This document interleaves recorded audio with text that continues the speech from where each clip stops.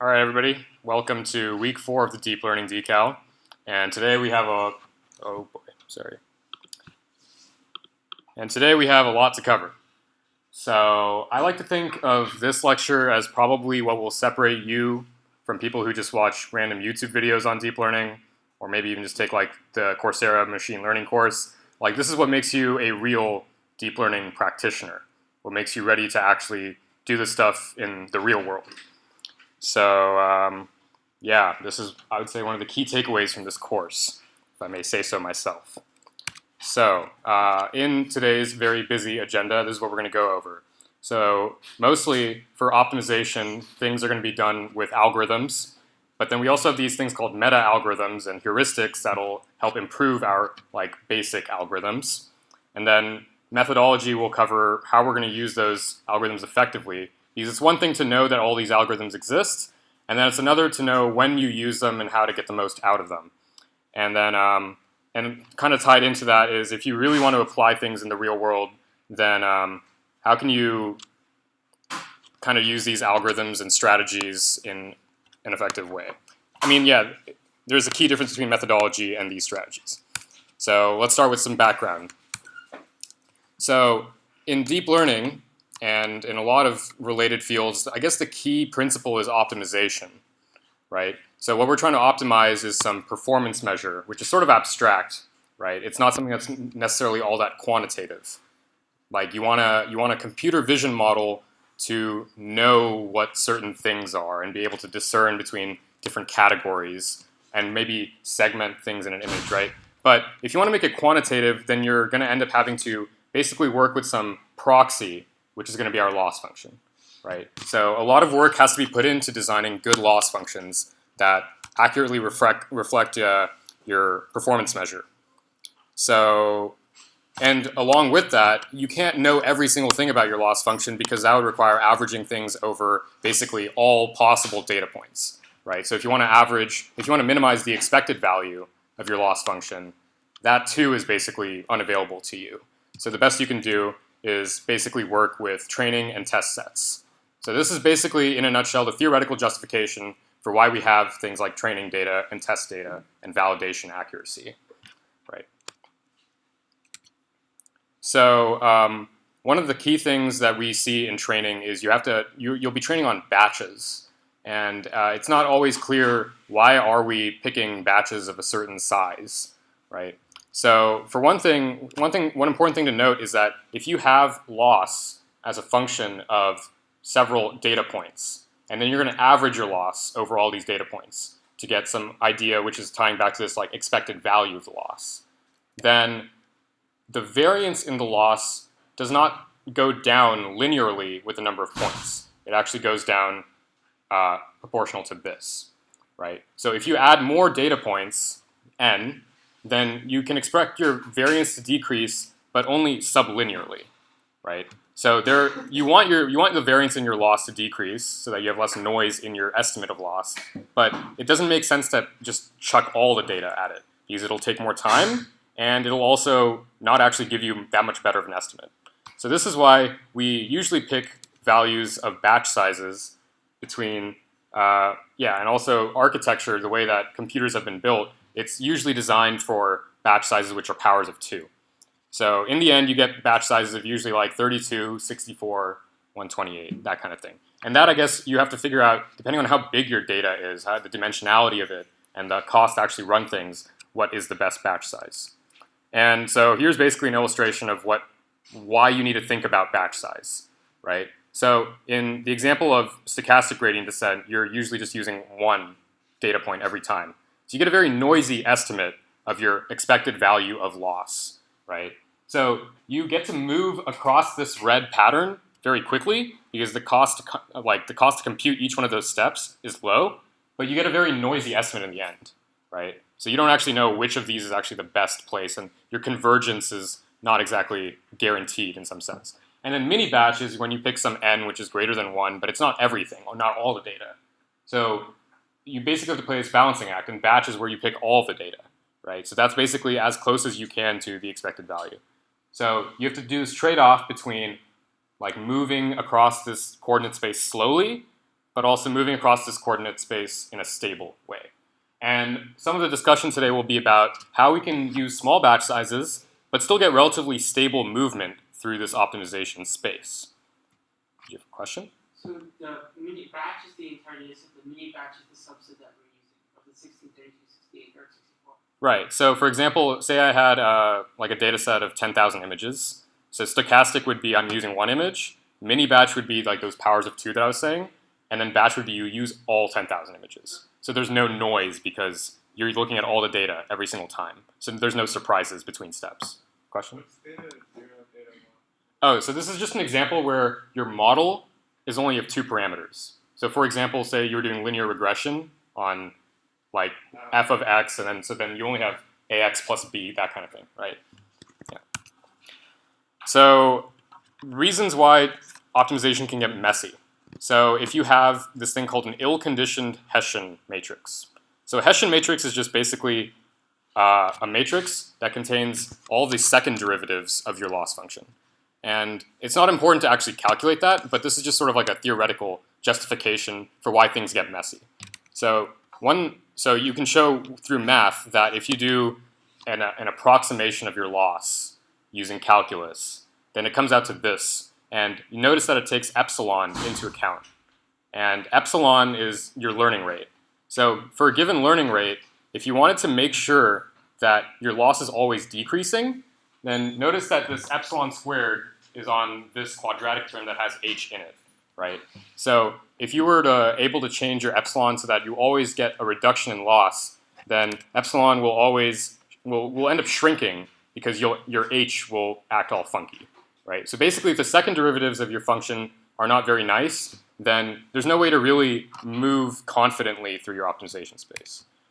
And then, just in general, if your loss function is not really like a bowl or like a parabola, then you can have just basically pathological topology. For example, you can get very, very steep gradients, so that if you get to some point and you decide that I'm going to go in the opposite direction of the gradient, but the gradient is very, very steep, then you might end up going much further than you intended when you take that gradient descent step. Likewise, if your model is relying on basically a product of many values and you're trying to take the gradient of something that's very far away, so I think last time we discussed the vanishing gradient problem in the context of RNNs, right? Because if you want to capture stuff from several inputs ago, then to train with respect to that is very hard because its value diminishes over time, right? So then this is a picture of like an exploding or a cliff gradient, right? So suppose you wanted to, like you're going down ever so slightly because you're trying to find some minimum, but then once you go down from here, it's actually all the way up there, and the gradient is very high there. So then you try to overcompensate, and you get moved all the way over here, which undoes all of the progress that you're making over here, for example. So because of this, picking a good learning rate can be very challenging, right? And in fact, I'll talk about that more. So basically, the starting point for discussion on algorithms is just going to be stochastic gradient descent, right? So this is how stochastic gradient descent works. First, you need to calculate a gradient of your loss function with respect to your parameters. And so, like J is the loss, H is like your hypothesis or your model, and you're computing like a sum over a batch which has n points in it, right?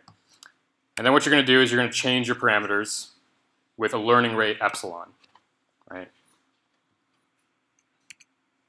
And so, like we note here that epsilon is actually probably the most important thing to figure out. More important than batch size, more important than a lot of things. So you want to make sure that you pick a good epsilon. So for one thing, you want to make sure that your epsilon actually is one that will make your model converge to some place, converge to a minimum. It might be a local minimum, but you want it to converge. So if your epsilon is, and you can change epsilon over time too, right? So you want to change it, and generally you want to make it lower over time, and I'll explain that more. But you want to make it lower in such a way that both of these conditions are met. Otherwise, you aren't even guaranteed that your model will even converge, right? So if you want like an easy example of some schedule of epsilon which works with these conditions, then you can decay it linearly like this. So this is actually a very common strategy, right? So this is done with the assumption that you want your model to converge, and you also think that over time, you need to take smaller steps because you're getting closer to the end. And you don't want to deal with, for example, like an exploding gradient towards the end, right? So this is like a commonly used schedule. But this is sort of just like a one-size-fits-all method, right? This doesn't take into account anything about how your model is actually doing. It's preset before you even start training, that at iteration number 1000, this will be the learning rate and whatever, right? So we can do better than this as well. Oh yeah, and I guess this is basically a summary of what happens when your learning rate is bad, right? So if you pick a very bad learning rate, then you'll basically be dealing with exploding gradients all the time, right? You'll just jump from very strange corners of your space and never get anywhere close to the right, right? And now a low learning rate, you'll move very slowly, so it'll actually take you a very long time, and it still doesn't actually, it won't be able to escape, for example, local minima. And a high learning rate just bounces around and it never actually goes down, you know, that kind of thing. And now you're looking for this good learning rate, right? So, yeah. So right here we have this thing tau, right? Iteration tau. So this is basically, after this point, you're not going to shrink the learning rate anymore. And now you can pick tau so that tau should be more or less the number of iterations needed so that you go through all the training about 100 times. These are just guidelines. And likewise, epsilon tau should be 1% of epsilon naught, meaning you should decay from your initial learning rate to about 1% of that by the end of it. And after that, you shouldn't make it any smaller. And then, and you can also kind of just, as a heuristic, if you want to just find like a good starting learning rate, what you can do is just try out different versions. And after about 100 iterations or so, you should have a good idea, like this is how good this learning rate is doing, right? And then epsilon naught should be slightly higher than that. And these are all just usual. So as you can see, if you were to just pick some static learning rate and apply some schedule to it, there's a lot of guesswork involved into it, right? And so over time, people have developed better strategies than just this. Right. So even with the best learning rate, stochastic gradient descent can still fall apart, right? So here's an idea, right? Maybe you've heard of this idea where what you do is you kind of you still keep track of what you were doing in the previous time step. So it's not as if you're constantly sort of lost finding your bearings and moving in the next best direction. In this way, you sort of retain information of what is the general trend of movement through the coordinate space. And so we call this velocity, right? So the last step gradient is called velocity. And now notice that first you compute velocity, and then you change your velocity to be part of the old velocity and part of the gradient, right? So you want to retain your old velocity, and so now we're introducing another hyperparameter, alpha, right? So if you want to make your if you want to make your optimization procedure better, it also includes like developing more hyperparameters. So as like a sort of like a general rule is, if you want to make your thing better, you have to be better at selecting the parameters for that better procedure. And so this is so basically keeping velocity, that entire strategy is called momentum, right? And so then this is what it basically does, right? So if you were to start at this point right here, and you were to check the gradient, then you'd move all the way over here, and then the gradient here would be all the way over here, and whatnot, right? And obviously, your model has no idea that your loss is actually shaped in this way. But with momentum, instead of going like steeply down, you retain information. You remember that you were actually kind of going up before. So you don't actually go down as steeply, right? So with fewer steps, you can get into a lower region of loss, which is why momentum is a good strategy. And now you can have variants of momentum. So in this variant, what you do is you actually figure into the velocity, the old velocity, before you do it, and then you just update the parameters instead of taking the old velocity in the update step. And so the difference can be summarized like this, right? So in the regular momentum, what you do is you find momentum, you find the gradient, and then you add those together. But in the Nesterov version, what you do is you just do the momentum first, and then you find the gradient from there, and then you find the actual step. And which one works better? I don't know, depends. So now we will, like these are basically, this is almost like a historical perspective, right? That this is the evolution of how these learning algorithms have worked. And now we're going to talk, and I guess I also wanted to show you like, why is it that what we're going to talk about right now even works to begin with? These have ideas of like batch sizes and momentum and learning rates. So one thing that you can do, oh yeah, I guess the very last point here is that you only have one learning rate. Even though maybe what you want to do is alter different parameters according to the gradients for each of them, right? Like what if for one of your parameters it's getting close to like a cliff, but for the other one it still has a long way to go. If you just have one learning rate for both of them, then either the second one won't go far enough or the first one will hit a cliff, right? So ideally what you would want is a learning rate, an individual learning rate for each one of your parameters, right? And so the general principle is you want your learning rate to be smaller than, or you want it to shrink when your gradient is large.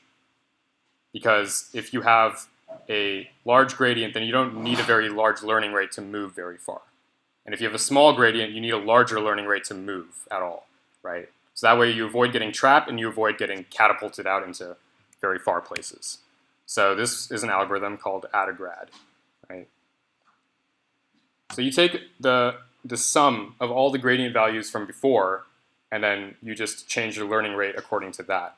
And now you can develop a learning rate for every single one of your parameters.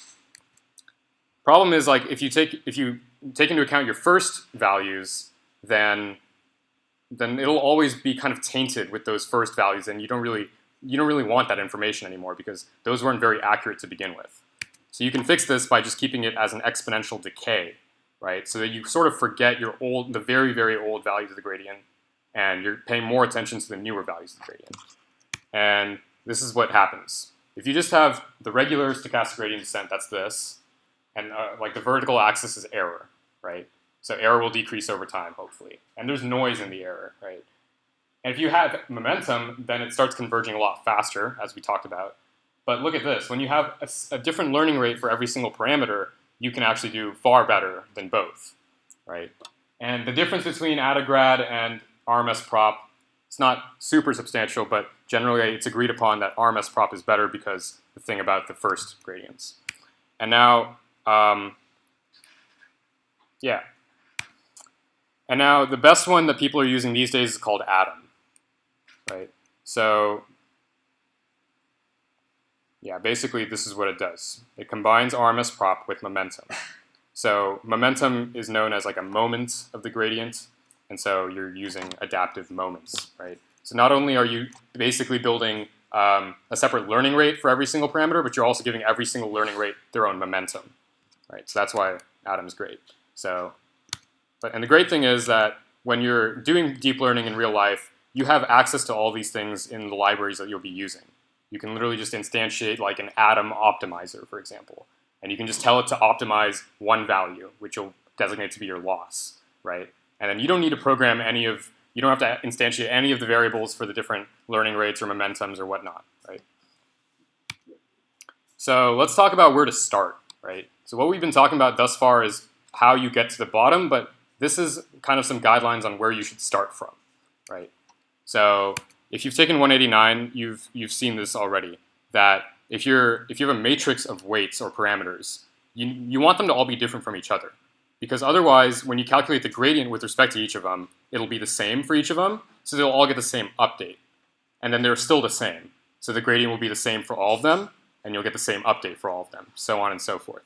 So that's called breaking symmetry. So you want them to be different. But you also don't want them to be too small or too large. There's a Goldilocks zone for your starting weights. And so these guys, these very smart guys, came up with basically a strategy. So you want your depending on the size of your layers, you want to make your initial weights smaller if the size grows, generally. And then this is also just a compromise between having all of the weights have the same gradient variance and activation variance.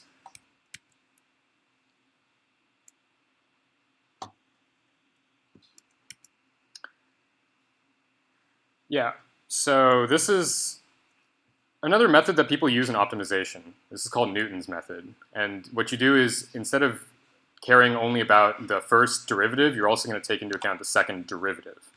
And you'd think, like, why don't we just use this, right? Why don't you build algorithms around this? The problem is that if you have, if the second derivatives are not all positive, then this will basically break.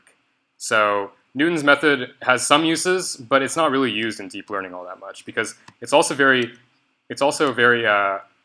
expensive to compute the parameters that you want to use for Newton's method. See, if you're just optimizing over like 100 different variables, then that would be the K, right? But the thing is, deep learning models, very good ones, have often like millions of parameters. So trying to use Newton's method is not really a great idea. And in general, like I'm just putting these up here because you might find these useful in other optimization classes or optimization problems. But these two are not really used in deep learning. But I just wanted to show you this, that basically this idea of conjugate gradient is sort of like momentum, but for Newton's method. Okay, so now we're going to talk about things that make these algorithms even more useful. So you've probably heard of regularization. But if you have not heard of regularization, it's the idea that you don't want to overfit, right? And the way you can increase your generalization is be more wary of outliers and noise in your data. And so if you have the magnitude of your parameters, if it's higher, then you'll be amplifying your noise because you're multiplying your parameters by your data. So you can encourage your model to get good performance, but also keep your parameters small by penalizing the magnitude of your parameters. And so if you were to, so generally this could be kind of irritating, but it's actually very simple in neural networks. The way you do it is you just perform any update step, and then you just multiply all of your parameters by some value less than 1. You just shrink it every single time, which is why it's called weight decay. So usually the number would be like 0.99 or something, right? You want to keep most of it, but you just want to make sure it doesn't grow too much. Yeah, multiply all weights by a number just below 1. And it's also very easy to implement, right? So you should do it.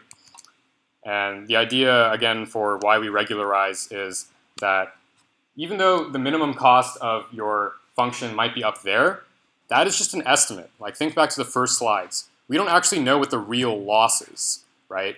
The loss on your training set might be different from your test set, right? And if there's a bunch of noise that's skewing this to be out somewhere else, then you want to be kind of safe with it, and you want to bring your parameters closer to the origin. Another way to regularize, which is slightly more nuanced and clever, I think, is dropout. So the thing is, your parameters might kind of learn redundant things and might like kind of amplify each other unnecessarily. So a way to avoid that is at different steps or in training steps, randomly just turn off different parameters so that they should still be able to perform well without maybe information from other parameters. And so what you're basically doing is you're actually building more or less an ensemble learner through dropping out. So you've averaged a bunch of different neural networks. And these all neural networks are slightly smaller. They have different parameters, but you're getting an average across all of these. And that's why dropout is also effective. So yeah, like this is during training. In the end, you keep everything on when you're doing testing. Otherwise, that would be kind of strange, right? So in training, you're basically making these parameters more like self-reliant, and you're also getting different opinions from different parameters, and in the end, you average them all together, sort of. Yeah, this is a very powerful strategy called batch normalization. So follow along with what's on the slides here, right? The way a deep neural network works is that you basically are applying a series of functions and you're composing them together, right? And then what you want to do is you want to perform gradient descent on these parameters. But the problem is that when you're computing a gradient and you're applying that update to one set of parameters, it has no information about the gradient that's going to be applied to a different set of parameters. So all of these gradient steps are being done kind of blindly with respect to other parameters' gradients, right? So it's kind of tough to come up with an analogy, but maybe I'll think about it. Like, what if you, want it, like you set up a bunch of dominoes or something, right? And you want the dominoes to eventually hit some target, but it falls a little short. So the thing is, you could move some of the dominoes like more forward and some of them more back, but what if the dominoes don't know about each other where the other one is moving, right? So maybe you'll end up undoing the progress of the gradient that was made on some other parameter. Maybe that'll work. Right. So what you could do is instead you could just dictate that this domino or this parameter, we know what it'll look like. It'll be normalized, right? It'll have zero mean and it'll have unit variance. So that way, everything else that's happening before then, it'll get normalized. So everything that happens afterward knows that that batch is normalized. So it can do things with having perfect information about the distribution of the parameters for like the layer right before it. So if you periodically apply batch normalization on different layers, then your learning will be a lot more stable, it'll be a lot more effective, because parameter updates won't cancel each other out. So the way you do this is, so like say you have a batch of activations that are at one layer, and they could be all over the place, their distribution. And then you're going to perform some update on the parameters that produce that batch, right? But if you know that it's always going to be unit variance and zero mean, then you can kind of do that with more information. So you calculate the new batch like this, the new batch of activations. You subtract out the mean and you divide by the standard deviation, right? And you calculate the mean like this. You just average all the rows, and you find the standard deviation amongst all the rows. And so this is you're doing this for each batch during training, but in the test you just save those values of mu and sigma, and you divide out those activations when they come through. But you might be wondering, like, well, doesn't this mean that your data is sort of limited in its scope? Like, it can't really capture all sorts of distributions? So the answer is that you also apply this final transformation in the very end, where you give it back some standard deviation, and you give it back some mean, right?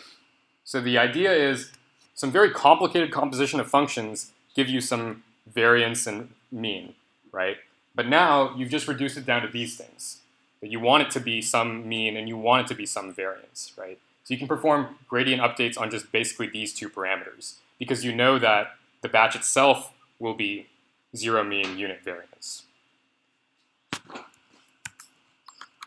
Another strategy that we're going to talk about is supervised pre-training. So the way this works is you start with a small model, right? So one of the challenges in deep learning is that if you want to make a very large model with many layers, then training it can be very complex. And maybe you have strategies like batch normalization that'll help, but if you want more ideas, here's one way to do it, right? So you start with a small model and you train it to do well. And what you do is you actually just remove the output layer and then you add another hidden layer there, right? And then you keep training that. And then what you do is you keep training these smaller models, make them larger and larger and larger, with like the beginning n-1 layers already trained, so to speak, right? So they won't change dramatically because they've already been trained. They already have sort of a job. Usually what the entire point of a neural network is that you're applying these transformations to your data to give them as a better representation to the next layer. You've transformed them in such a way that the next layer can interpret them better, right? That's why usually the hidden layer has a higher dimension than your input layer, because that way you can map your input dimension, your input data into a higher dimensional space so that it has a more expressive representation. And then the layer after that can look at that very expressive representation and analyze it further, right? So when you use supervised pre-training, greedy supervised pre-training, then what you're doing is you're teaching each of the next layers, like, here, figure out what to do with the representation already learned by these other layers, right? And then you just add another layer, so on and so forth. So this is how you can train very deep networks. I left out a key point, right? The reason why this works is because when you're doing the training for the next layer, you don't actually change any of the parameters in the old layers. So those will just stay fixed. You don't have to do gradient descent on the old layers. That's why it's computationally cheaper. And then in the very end, you can just train all of them together, right? That now all of you get to work together, knowing that you all sort of work well together, that kind of thing.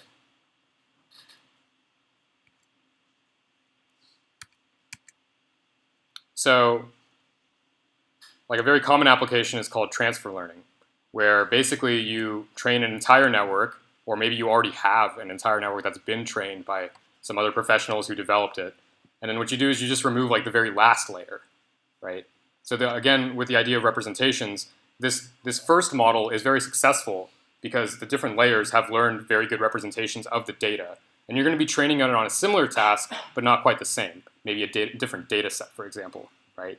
So you want this very powerful image processing model to process images that come from a wholly different data set, right? But you're working with the assumption that this first model does know how to like learn representations very well. So what you do is you take off the very last layer and you give it a brand new layer that's untrained, and then you ask it to just learn that last layer while keeping the rest of the layers the same. And then it'll be able to learn the last layer very quickly and give you very good performance with a relatively few number of training episodes. And then another way to apply greedy supervised pre-training is kind of like a teacher-student model. So what you first do is you train this small network, and then you give its so the reason why you train the teacher first is because it's shallow and it's easy to train. And then you want to train a student that will hopefully be even better than its teacher, right?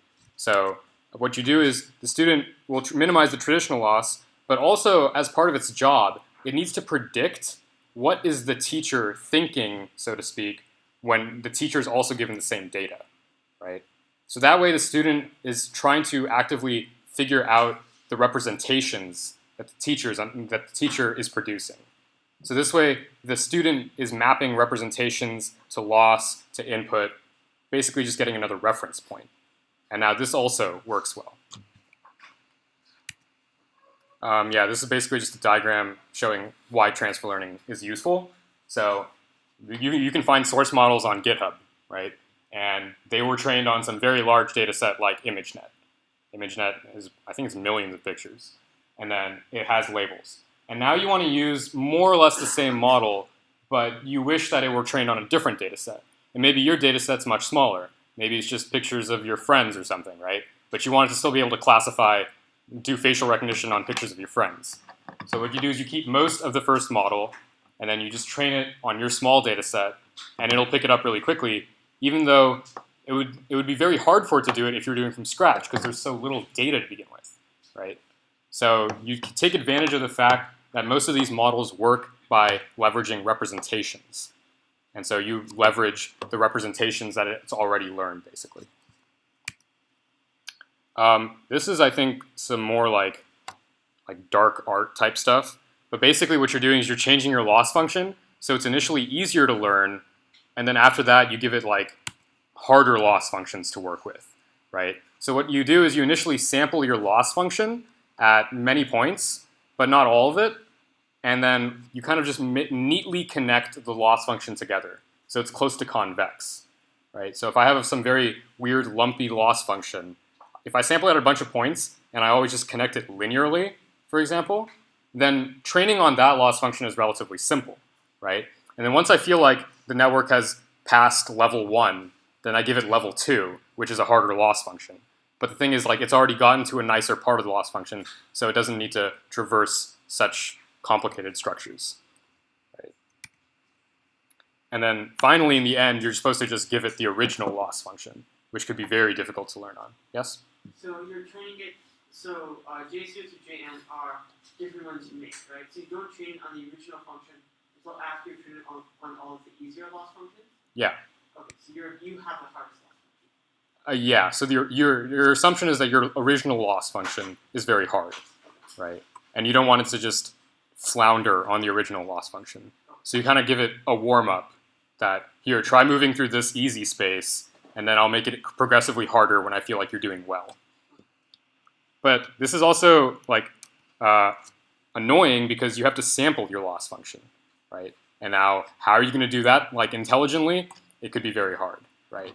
Which is why this is sort of like a dark art, right? If you were to pull this off, it would be very cool. Maybe you could develop a neural network model that develops loss functions that are easier versions of the hard, I don't know, right? So similar to what was that, continuation methods, right? So similar to that is instead of just sampling your original loss function, what if you just develop like simpler loss functions just as like different performance measures, right? So for example, like what if you wanted to train a neural network model to find the shortest path between two nodes on a graph, right? And then your training data is simply a graph, and the output is the shortest path, right? So we know what graphs are because we've seen them in like CS70. But if a neural network model has no idea what a graph is, so if you just give it like an input matrix and you tell it like find me the shortest path in this matrix, well, first you should make sure it understands like what a path even is. And if it's spitting out paths that aren't paths, for example, if they're not connected, or if they're using edges that are not in the graph, well, then you know it's probably not learning anything, right? So maybe you could develop like an earlier loss function, which is just spit out a collection of edges for me, like spit out 8 edges for me, right? Or spit out a path. It doesn't have to be the shortest path, but spit out a path. And after that, spit out a path that connects these 2 points, may not be the shortest one, right? And then eventually you tell it, find me the shortest path between these 2 points. And likewise, you can also just give it easier versions of the same problem. Like what if you wanted a neural network to add 2 numbers together? And your first example is add these 2 10-digit numbers together, and it has no idea what it's doing. Well, maybe you could first train it with adding 3-digit numbers together. And then once you feel like it's doing well, give it 5-digit numbers, and 7, so on and so forth, right? That too is curriculum learning. And so this is nice, and it feels good because this is basically how we learn, right? So first you need to learn what edges are, what a graph is, what a path is, before you can find the shortest path, right? And same thing with addition, right? Okay, so now we're going to talk about methodology. How do you do this in the real world? So I was actually looking for pictures of design process, and I got all this stuff, right? And like it seems like these things are common when people are talking about like, hey, we're a software engineering startup, like this is the process we use, or like this is how we do it in sales, right? And they're like they have all these nice graphs and whatnot. And believe it or not, there's actually something sort of similar that we can do for deep learning. So we're gonna go through basically one of these like steps that you can follow. Okay. Right. So this is why we're talking about this. So first, you want to figure out what is that you're trying to achieve. So you should know what like the state of the art is, and you should know like how is it that people figure out if you're doing well or not. And then after that, you need to do some engineering so that you can actually have your data. Well, maybe you don't even have data, right? Maybe you have to collect your data, and then you have to take that data, you have to move it into your like model area. Maybe you're doing this on AWS, right? So you need to like put everything on your servers. You have to establish this pipeline so that things move smoothly from beginning to end for your training procedures. And then after that, what you want to do is you want to build in separate components, right? So you want to build these abstractions into your design process so that if you were trying to debug it, you would know where things are going wrong.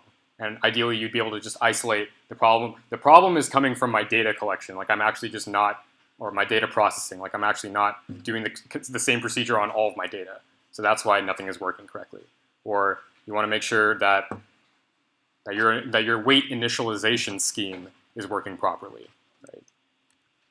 And then you want to work at it incrementally. You don't want to just suddenly introduce a huge new idea and overhaul everything, right? And if you were to do that, hopefully you could do that in a modular way, like completely just switch out the model that's processing this data that has a very nice structured pipeline to it. Or maybe you want to just change where you're getting your data from. So keep everything else the same and just kind of reroute the very beginning of it. Performance metrics. So luckily for academic research, this is kind of the point most of the time, that people have already built models and now your job is basically just design something that does better than them. But in the real sort of like in the business world or the industry world, performance metrics are a lot harder to come by because it's not like you're just training on ImageNet and you're trying to beat the state of the art like top 5% accuracy or something, right? Sometimes it's like we're Google Maps and we're trying to capture the addresses on buildings, right? How are you going to know if you're doing well or not, right? So that's why you have to figure out performance metrics. And Sometimes, like if you're making mistakes in academic research, it's not a big deal because you're just trying to beat the benchmark. But if you're a company and maybe you're building like medical devices that are using deep learning, for example, and you're doing and if you mess up, like messing up can be a lot more costly than just missing out on something, or phrased similarly, right? Blocking legit email is much worse than letting spam in, for example, right? So here are two like good vocabulary terms to understand, right? So precision is the fraction of reported like true things that were true. So basically the fraction of reported spam emails that were in fact spam. That's precision, right? So if you're not a very precise model, then you'll just label things that are spam which aren't actually spam, right? At the same time, you also need to keep track of recall, because otherwise you could just label every single, or at the same time you want to keep track of recall, right? You want to make sure that you're actually catching the spam, because if you just labeled nothing as spam, then you theoretically have good precision because it's like 0 over 0, but then you have 0 recall because you didn't catch any of the spam, right? So if you want to maximize both precision and recall so that you aren't just like trying to catch everything in your net and also not casting a net at all, right? So you want to be very selective in how you do things. And so you can see this graphically on a thing called a PR curve, right? And so like a score that people have developed is called a PR, is called an F score, which is calculated by 2PR over P plus R, right? So the thing is, if P and R sum to the same number, but they're imbalanced, then your PR score will be lower, right? If P and R are close to each other, then your score will be higher, right? Yeah. And then another key term would be coverage, which is maybe your model should have the option to say, I'm not confident, I'm going to give it to a human to do the job instead, which is counted as your model did well because it didn't make a mistake, but you want high coverage. Otherwise, what's the point of having a model, right? So maybe if your deep learning model is supposed to be prescribing medicine and it's scared that it'll give something that'll cause a bad reaction, then it can say like, okay, now I'll just let the doctor take care of it this time, right? So you also want to maximize coverage. So this is an example of a PR curve, right? So you want to keep your false positive rate low, but you want to keep your true positive rate high. So if you just marked everything as positive, then you'd be here up at the top, which is 1, 1, which is not what you want, right? So ideally, you want to be like somewhere over here maybe, right? So as you change your detection threshold, you'll kind of move along this line, right? And so now you want to try with different detection thresholds to see what gives you the best combination. Depending on your application, how bad is it to get a false positive, and how important is it to get true positives, right? So that's the balancing act for precision and recall. And so evaluating whether or not your thing is doing well, you should also have baselines. So a good place to start is to just use like an atom optimizer, and batch normalization can make a huge difference, and it's not that hard to implement. So start with just like atom, batch normalization, and if you have less data, then you should start off with regularization because you don't want to be overfitting to a small data set. If you have lots of data, then maybe you don't need to use it. And then, yeah, maybe you want to pre-process your data with some unsupervised learning algorithm, right? So this would be part of your like pipelining. And maybe you take in your data, but instead of just giving raw pixel values to your model, first you want to run it through an autoencoder or maybe some clustering algorithm to give some additional information about the data that has some intelligence applied to it. And then, yeah, this is an interesting idea, right? Like, what if it's very expensive to acquire your data? Like, what if your data comes in the form of surveys that you've conducted, and it costs money to actually conduct surveys or to conduct experiments on people for like psychology or something, right? And you have to pay people.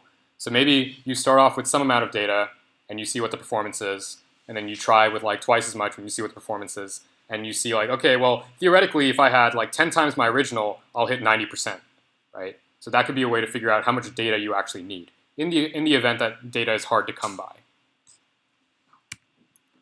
this is an example of like a good baseline. Like maybe you have some image processing task and you want to see like how well does AlexNet do on it. You can just get the weights actually from GitHub and then just start playing around with it. Or you can maybe just read the paper and see like maybe did they try this task and then see how well they do. And then maybe your entire objective is let me just beat AlexNet while using fewer parameters than AlexNet or using less time than AlexNet or yeah. And so like one of the big problems in methodology is how are you going to effectively get the most out of your model, right? So getting the most out of your model usually comes down to hyperparameters, picking your learning rate, picking how big your model is, all of that, right? So probably one of the bigger things is figuring out representational capacity. How well do you want your model to actually understand and work with the data? If it's too low, then your model won't be able to pick up on patterns. If it's too high, then your model will be harder to train, and it will probably overfit as well, right? So you want to strike this balance of being able to capture and understand the data at the right level. So you don't make it harder for yourself, because it'll be harder to train usually. And then you also want to make sure that your learning algorithm and your cost function are well designed for each other, because you could have a good learning algorithm, but if you come up with a bad cost function, well then it won't know how to work with it, right? And so, yeah, if you're going to do this by yourself, manually, then this is the main thing. You want to make sure you understand how each of these, if you were to increase them or decrease them or alter them, what does it do to your capacity, right? Because if you increase capacity, it'll be harder to train, but you can get more out of it. So make sure you understand if you have more or less of each of these, what does it do? The bias variance trade-off, if you've taken CS 189, you know what that is. Otherwise, bias is just a measure of ability to match the data or match the distribution of data. And if you have high bias, then you're underfitting. And variance is like how much your model is willing to bend around outliers and get every single last part of your data. And if you have high variance, then you're overfitting, right? On the other hand, you can try using automatic hyperparameter tuning, which is also sort of a dark art, but there are some parts of it which are less like esoteric. So for example, you could just have a bunch of like hyperparameter values in a grid, right? I want to try learning rates of 1, 2, 3, 4, 5. I want to try hidden unit sizes of 100, 200, 300, 400, right? And now you basically just make a grid of all these tuples, and you just try each one of these, and you see which ones do well, which ones do better than the others, and then you pick the best one. That's automatic in a sense, right? Because you don't have to actually just pick one. You just run this exercise a bunch of times on a bunch of different settings, and you see what gives you the best performance. Alternatively, you could do random search, where you don't even pick the values that you're going to iterate over. You let every time you just instantiate random values of each of them. And then you might think, why would I pick random? Like random sounds like the worst idea, right? That's like the least intelligent idea, right? And then Bayesian optimization is where you do this fun meta optimization problem. Like your deep learning model is supposed to be optimizing a performance measure, right? And then what if you take like a step back and you make another problem around that where you're trying to optimize the performance measure, which is the performance measure of your deep learning model. So you decide to, like you build an optimization problem around your hyperparameters. And there's actually a paper that came out called Neural Architecture Search with reinforcement learning, which basically trains a recurrent neural network to spit out strings, and the strings are hyperparameter settings for a convnet.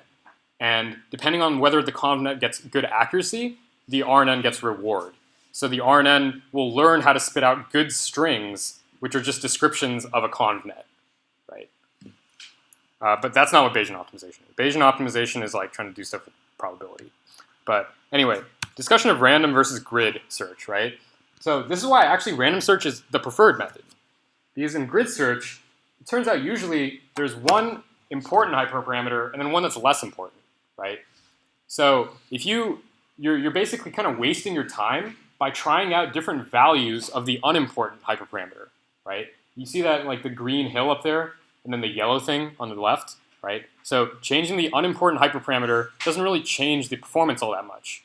But really what you should be doing is testing more values of the important hyperparameter. So by putting it in a grid, you're actually losing out on this. If you see up here, you actually get more points on the green hill, right? So you want to test out random values. So usually random search is the way to go, because you don't know from the beginning which is the unimportant and which is the important. If you knew which is the important and unimportant, then you wouldn't build a grid around the unimportant, right? So yeah, you can save yourself some time and do random. And so yeah, if things go wrong, this is sort of like an FAQ page, like how, or not an FAQ, whatever. This is some things you should just think about, I guess. So yeah, for example, if your task is like find me where the frisbee is in a picture, and you're getting like low performance, then just actually look at the outputs and see like, is it even getting anywhere close to where the frisbee is in this picture, or does it think that like a head is a frisbee and it's always just putting it around a head, for example, right? And then you take it from there. So try to communicate with your model by listening to your model, right? And then yeah, if you're unsure if like this is even going to work, then you should try it on a tiny data set.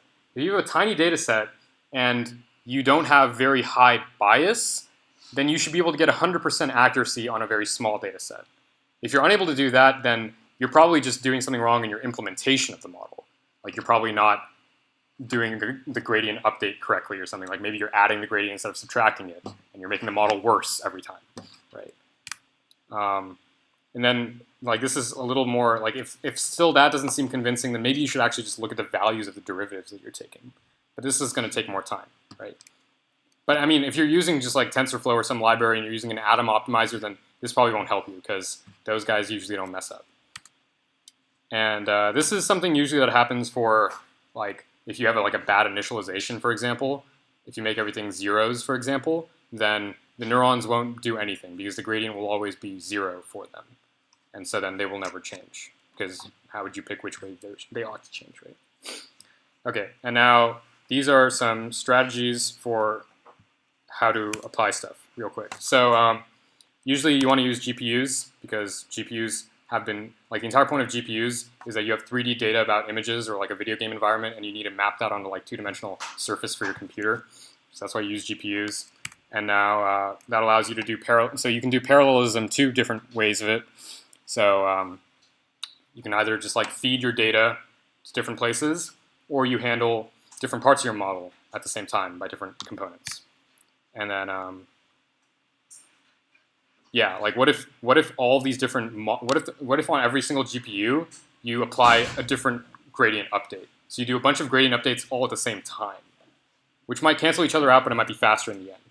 And so this is like a winning strategy. Use GPUs basically. You can also compress your models.